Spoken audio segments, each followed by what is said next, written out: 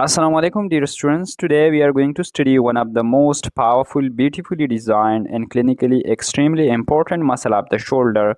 Yes, the deltoid muscle. Why is it called deltoid? Because it looks like the Greek letter delta, a triangle. So deltoid is a triangular muscle covering the shoulder.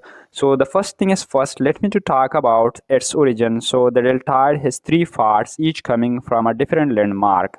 Anterior are clavicular part originating from lateral one-third of clavicle. Middle are acromial part originating from the acromion of scapula. Posterior are spinal part originating from the spine of scapula, and you can simply remember by the mnemonic cap: C for clavicle, A for acromion, and P for spines. And the deltoid insertion is so easy. All the three heads converge at deltoid tuberosity of the humerus.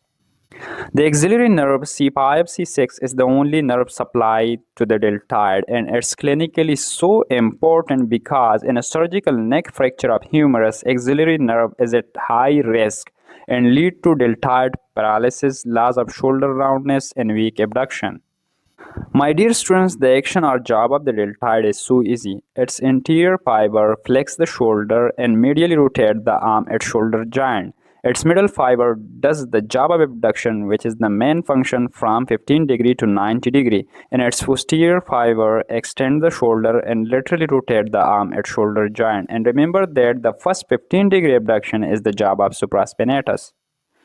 The arteries that supply the deltoid muscle is the thoracoacromial artery and posterior circumflex humeral artery.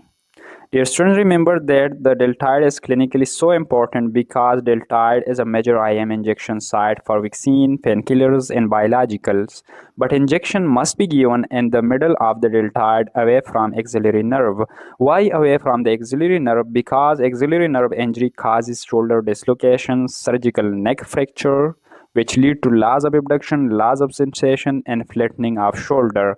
And you can see deltoid hypertrophy in athletes, swimmer, bodybuilders, which give the characteristic shoulder round look. And remember students, the more you understand, the less you memorize. Take care of yourself. Follow for more. Thank you.